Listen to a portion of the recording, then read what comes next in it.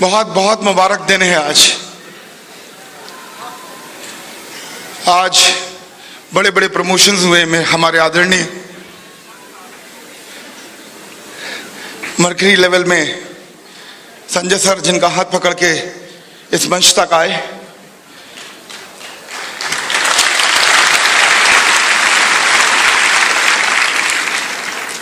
अमित मिश्रा जी, जिनका हाथ पकड़ के हम उनको ऊपर तक लेके आए, वीरेंद्र कुशवाहा जी, संघर्ष जब चल रहा था तो उनका भी हाथ पकड़ने का मौका मिला मुझे, और एसके दास जी, उनका भी हाथ पकड़ने का मौका मिला। एक एयरफोर्स से, एक आर्मी से, एक नेवी से, हमें तो लगा मानो आज जनरल ही बन गए। हमें तो ऐसा लग रहा है आज। याद आता है वो दिन भी संघर्ष का, जब कभी 17 साल की उम्र में अपनी मां का हाथ छोड़कर जबलपुर रेलवे स्टेशन से रेलगाड़ी पकड़ी थी। वो दिन भी याद आता है। और एक बात तय था दोस्तों, उस दिन खुशी तो बहुत थी कि नौकरी मिल गई है। हालात परिस्थिति ऐसी थी, छोड़नी पड़ी। खुशी खुशी नहीं छोड़ा था वो शहर, क्योंकि मां के साथ रहना किसको पसंद नहीं। जब जबलपुर शहर छोड़ रहा था तो एक बात बिल्कुल तय थी, और वो तय बात ये थी कि अब खाने में एक थाल कम लगेगी। अजय, अब तेरी थाल तेरी मां नहीं लगाएगी और जिंदगी भर नहीं लगाएगी।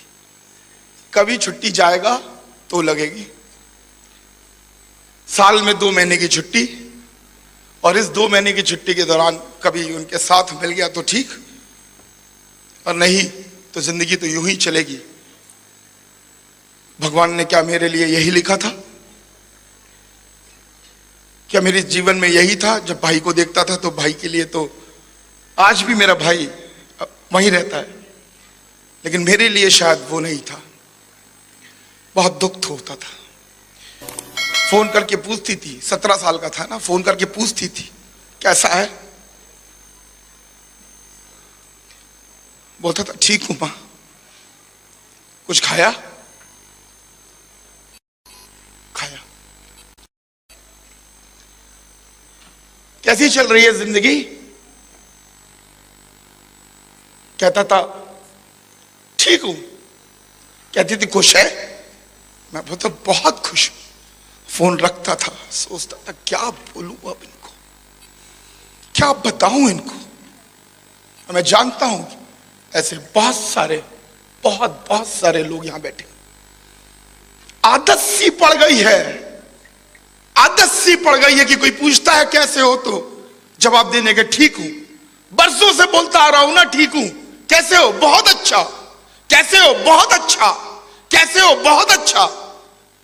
आदत सी पड़ गई है बोलते बोलते बहुत अच्छा। भ्रम में जी रहा हूं, मालूम भी नहीं है। लेकिन आज जब मैं कुशवाहा जी की बातें सुन रहा था, मैं बैठ के सब लोगों की बातें सुन रहा था, मैंने पीछे जीवन में देखा। मुझे मालूम है कि ये फोन उनके पास भी आता होगा, इनकी मां भी पूछती होगी। अमित के फोन भी आता होगा, अमित की मां भी पूछती होगी। दास जी की भी मां पूछती होगी बेटा घर कब आओगे। आज मेरी मां मेरे साथ रहती है यहां पर। आज जब चाहता हूं वहां चले जाता हूं। आज वक्त का मोहताज नहीं हूं मैं। आज अपनी जिंदगी को खुद डिजाइन किया है। आज मैं जानता हूं कि जो जिंदगी को मैं बरसों पहले छोड़ के आ गया था, वो जिंदगी अब वो नहीं है। उससे कहीं अच्छी जिंदगी अब हो चुकी है। मैं सिर्फ एक संदेश आपको यहां पर देना चाहता हूं। आज सिक्योर लाइफ ने हमें वो मौका दिया है कि हम अपने जिले में, अपने गांव में, अपने बस्ती में, अपने शहर में उसी थाल को सजते हुए, देखते हुए ऑडी में चल सकते हैं। जैसे क्या लाइफ, जैसे क्या लाइफ। रईसी की उस चरम पे जा सकते हैं। अपने घर वालों को छोड़ने की जरूरत नहीं है। अपने ही घर में रह के अपनी जिंदगी को जिया जा सकता है। और जब ये दौर चल रहा था ना दोस्तों, जब ये दौर चलता है लोगों का, मैं अपने बारे में बताता हूं कि मैं इतना टूट चुका था, बहुत रुलाती थी ये बातें मुझे, कि मैं शाम को मैखाने में जाने लगा। और कौन कहता है कि मैखाने में लोग बर्बाद होते हैं? हमारी जिंदगी मैखाने में आबाद हुई है, क्योंकि ये प्लान हमको मैखाने में देखने में मिला।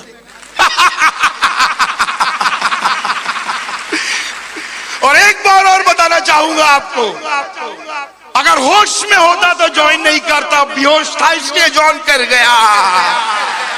अगर होश में होता तो समझ में नहीं आता ये 40 लाख रुपए, बेहोश था इसलिए समझ में आ गया 40 लाख रुपया। बेहोश था इसलिए समझ में आ गया कि सब कुछ हो सकता है।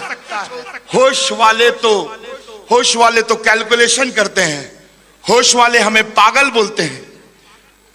और जो बेहोश होते हैं लोग, जो जिंदगी में आगे बढ़ना चाहते हैं, वही लोग होते हैं जो यहां पर कामयाबी की सीढ़ी चढ़ के और ऊपर आते। मैं ऊपर देख के आज बोल रहा था, वाह रे खुदा तेरी खुदाई, तूने एक बिहारी को ऑडी दिलाई। अरे वाह वाह वाह वाह, अरे वाह वाह वाह, वाह रे खुदा तेरी खुदाई, तूने गरीब किसान के बेटे को डस्टर दिलाई। बुलाओ। कल एक और डस्टर आई थी, बच्चा था, अभी कॉलेज से पास होके बाहर निकला था, राठौर, CS राठौर, अभी कॉलेज से पास होके बाहर निकला था। अभी वो नौकरी की तलाश कर रहा था और किसी ने उससे बोला कि सिक्योर लाइफ है, सैटरडे संडे काम करने से 3-4 हजार मिल जाता है, यहां आ जाओ। यहां आ गया, 2-2.5 साल काम किया, डस्टर लेके आया। तो अब मैं फिर देख के बोलता हूं, वाह रे खुदा तेरी खुदाई, तूने एक स्टूडेंट को डस्टर दिलाई। क्या बात। तो मैं आपको ये बताना चाहता हूं, अगर होश में आ गए हो तो बेहोश हो जाओ। अगर होश में आ गए हो तो बेहोश हो जाओ, क्योंकि रईस अगर बनना है तो बेहोशी में होगा, होश में तो सिर्फ नौकरी करी जाएगी। Left right left, that's all.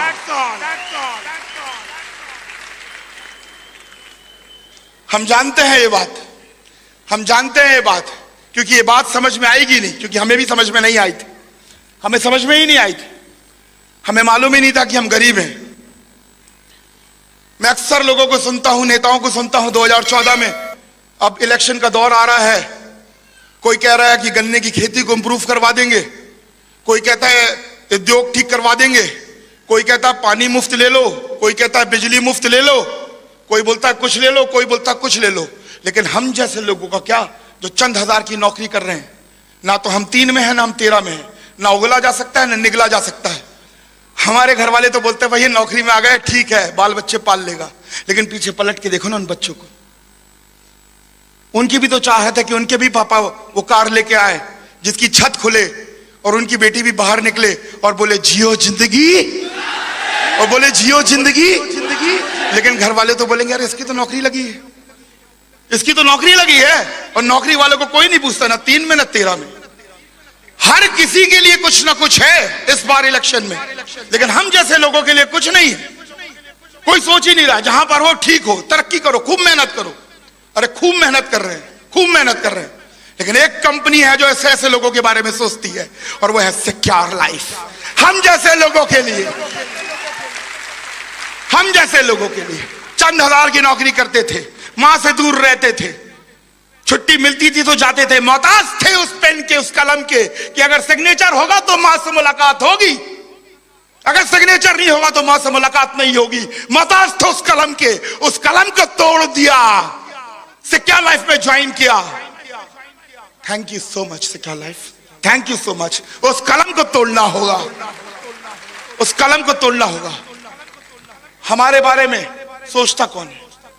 आज मैं बताता हूं मार्केटिंग में कितने सारे लोग हैं। क्या हम पहले लोग हैं जो मार्केटिंग कर रहे हैं? क्या हम पहले लोग हैं जो सामान बेच रहे हैं? क्या कपड़े पहले और नहीं बिके? क्या इंश्योरेंस और नहीं बिका पहले? करोड़ों करोड़ों लोग हैं, करोड़ों करोड़ों लोग हैं जो मार्केटिंग लाइन में हैं। लेकिन ऐसा कौन सा जादू हो गया कि 4 साल में 5 साल में लोग 4-5 हजार 10 हजार से करोड़ों में आ गए?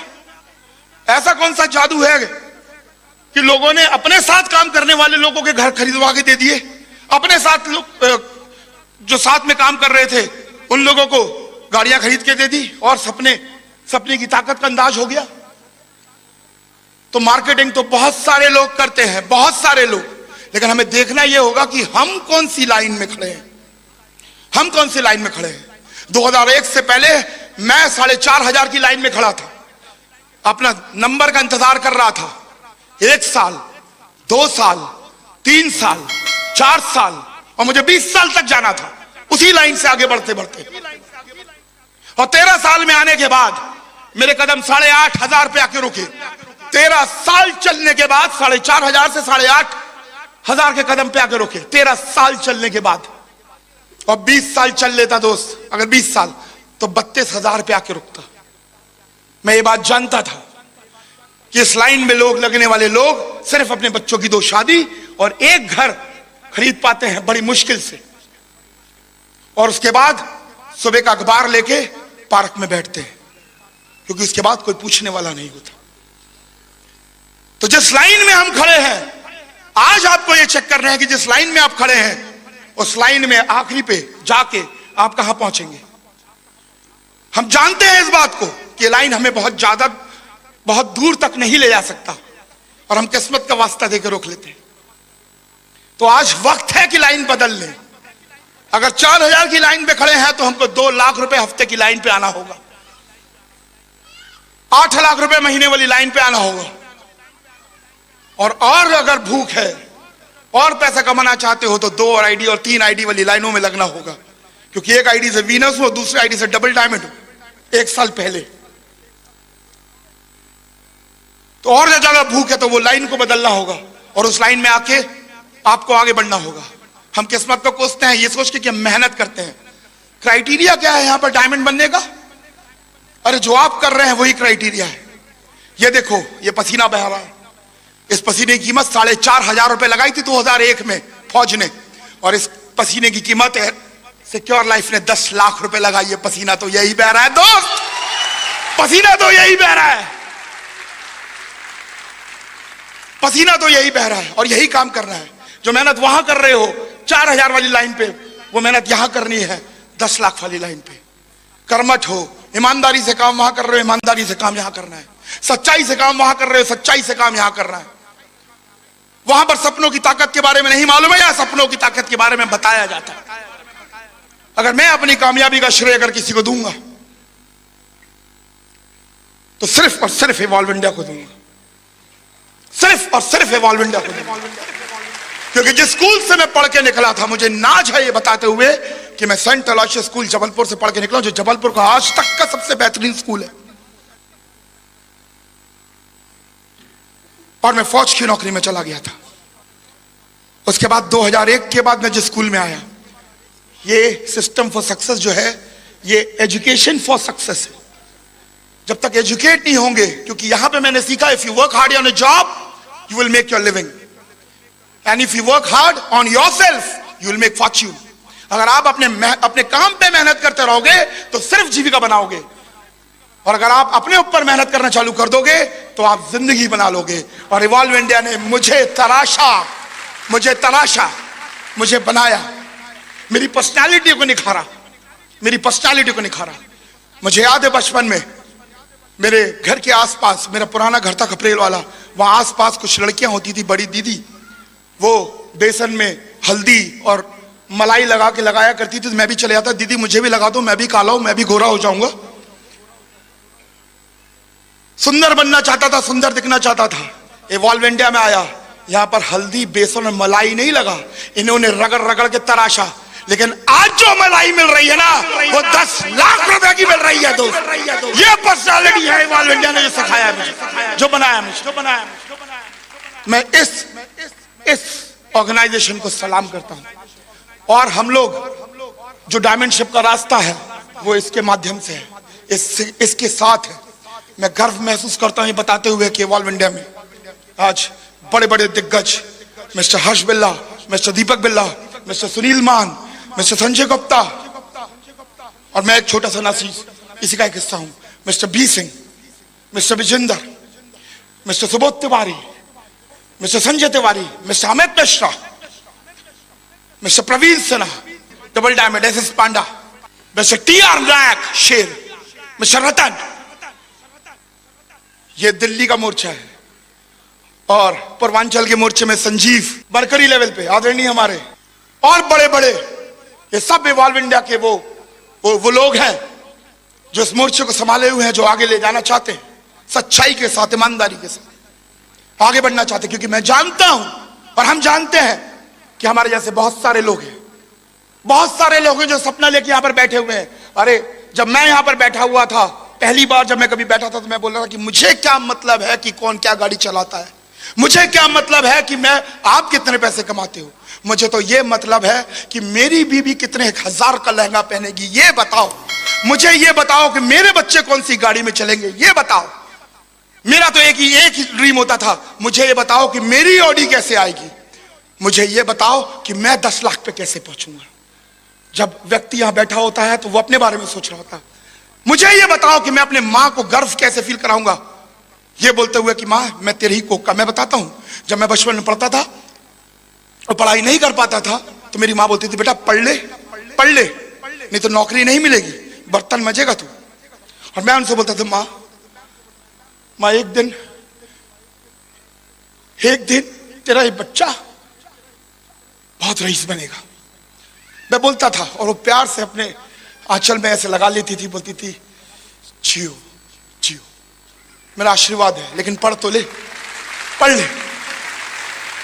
और आज इस बच्चे ने, जब कुछ नहीं था, आज इस बच्चे ने जब स्कूल में एडमिशन लिया और सीखा और तराशा गया, तो आज वो गर्व फील करती है। आज वो फोन करके बोलती है बेटा कितनी कारें आ गई तेरी टीम में। अभी मैंने डैडी का फोन आया था पीछे, मैंने से बोले तुमने फोन नहीं किया, मैंने ताल कटोरों में हूं डैडी, अभी की बात है, आजम आप थे मेरे साथ में। मैंने अमित की विनस प्रमोशन है और ऑडी कार खरीद ली है, बोले मेरी तरफ से मुबारकबाद देना। क्या फक्र महसूस होता है सोचिए। एक कमरे के मकान, जब मैं कुशवाहा जी के घर में गया था, एक कमरे का मकान, जब अमित के घर में गया था 2 कमरे का मकान, इसमें से ताला खोलो तो दूसरे में आओ, दूसरे से ताला खोलो तो तीसरे में आओ। और ऐसी कुछ कहानी मेरी भी थी। जब टेस्टमनी देखते हैं और जब ऑडी की चाबी घुमाते हुए देखते हैं ना, तो हमारी आंखों से आंसू गिरते हैं। क्योंकि मैंने तो वो कूलर वाली और वो चारपाई वाला कमरा देखा था। जब वो पन्ने उठा के, जब गोले बना बना के प्लान दिखा रहे थे और अपना जज्बात को अंदर डाल रहे थे कि दोस्त एक जिंदगी एक दिन ऐसे जिएंगे, उस दिन पता नहीं कितना विश्वास था, कितना % विश्वास था। जिस दिन वैगन आर खरीदी थी कार, उस दिन भी सीना चौड़े से हुआ था। जिस दिन कुशवाहा ने अपनी गाड़ी खरीदी थी, जिस दिन और लोगों ने अपनी गाड़ियां खरीदी थी, अपनी जमीनें वो करवाई थी, विश्वास धीरे धीरे बढ़ता जा रहा था। लेकिन पहले दिन दोस्त जिस दिन काम कर रहे थे, उस दिन तो सिर्फ 4,000 रुपए के लिए काम कर रहे थे, सिर्फ 4,000 5,000 के लिए काम कर रहे थे। उस दिन विश्वास नहीं था। जब वो गाड़ी देखते हैं तो आंसू अपने आप गिरते हैं, स्वाभाविक है, लाजमी गिरेगा। कल कुशवाहा जी बता रहे थे कि पापा का फोन आया था। अब वो ये नहीं पूछते कि कितने पैसे भेजेगा, पहले पूछते थे कि बेटा इस महीने तो कितने पैसे भेज रहा है। अब वो ये नहीं पूछते कि कितने पैसे भेजेगा, क्योंकि ऑलरेडी 1.5 लाख 2 लाख उनके अकाउंट में ऑलरेडी जमा रहता है। जब कम होते 50 लाख रुपए वो भेज देते हैं। Thanks to secure life and thank you. और मुझे मालूम है कि गॉड, भगवान ने मुझे इसके लिए चुना है, और मुझे मालूम है कि भगवान ने मुझे इसके लिए चुना है। 28 साल की उम्र तक मैंने नौकरी करी। 28 साल की उम्र के बाद सिक्योर लाइफ में आया अपने आप को रईस बनाने के लिए। लेकिन कुछ दिनों के बाद यह बात मालूम चली कि भगवान ने तुम्हें इसके लिए नहीं पैदा किया। तुम जब अगर उस तक किया हुआ काम करोगे तो अपने आप रईस बनोगे। क्योंकि रईस की परिभाषा में एक बात, एक रहस्य समझ में आ गई कि जब तक तुम्हारे काम पे सिर्फ तुम्हारा चूल्हा जलेगा तो तुम सिर्फ गरीब कहलाओगे, और अगर तुम्हारे काम पे हजारों लोगों का चूल्हा जलेगा तो तुम रईस हो जाओगे। और वो बात मैंने यहां से सीख ली, और वो बात मैंने यहां से सीख ली। 28 साल की उम्र के बाद मैंने ये काम करना चालू किया, और मैं मानता हूं इस बात को कि मुझे बहुत सारा, और हमें बहुत बड़े मुहिम पे काम कर रहे हैं, हम बहुत बड़े मुहिम पे काम कर रहे हैं। अरे हमें कितना पैसा मिलेगा, हमें जितना, एक लेवल के बाद तो वो पैसे आने बंद हो जाते हैं। इस बात को मैं आपको बताना चाहता हूं। उसके बाद भी अगर हम आज लगे हुए हैं आपके साथ में, तो वो इसलिए लगे हुए हैं कि आज ये कसम खाई हुई है कि इवॉल्व इंडिया का परचम लहरा देंगे। जो वादे हमने किए हैं, जो बातें हमने करी है आपको आपसे मिलवाने का, क्योंकि ये बात मैं क्यों बोलता हूं, इवॉल्व इंडिया ने मुझे मुझसे मिलवाया। मेरे को मालूम ही नहीं था कि मैं कौन हूं, मेरी ताकत क्या है, मेरी औकात क्या है, मुझे नहीं मालूम था। अगर मेरी औकात के बारे में मेरे से किसी ने वाकिफ कराया तो वो इवॉल्व इंडिया था। मुझे मालूम चला कि मैं 4000 का आदमी नहीं हूं। इसलिए बोलता हूं कभी ट्रेनिंग में आएंगे तो आपको मालूम चलेगा आपसे आपका मिलवाने का क्या मतलब है। क्योंकि the biggest problem of the world is we are miseducated, we are self educated. हमारी एजुकेशन ठीक नहीं हुई थी। बचपन में अगर वो बातें मेरे दिमाग में घर कर गई कि पढ़ ले नहीं तो नौकरी नहीं मिलेगी और बर्तन मजेगा, तो this is what, this is education and this is a miss education. जो इवॉल्व इंडिया ने मुझे बोला कि नहीं, आज के बाद मुझे ये बात मालूम है कि मेरी टीम के अंदर अगर आज के बाद पेरेंट्स अगर अपने बच्चों से बात करते तो कम से कम ये लाइन तो नहीं बोलते, ये लाइन नहीं बोलते कि पढ़ ले नहीं तो नौकरी नहीं मिलेगी। वो बोलते हैं शान से जिंदगी जियो, जियो जिंदगी शान से। उन्होंने ये बात बताई। हकीकत में बताता हूं आपको, शान का असली मतलब भी मुझे नहीं मालूम था कि शान का मतलब क्या होता है।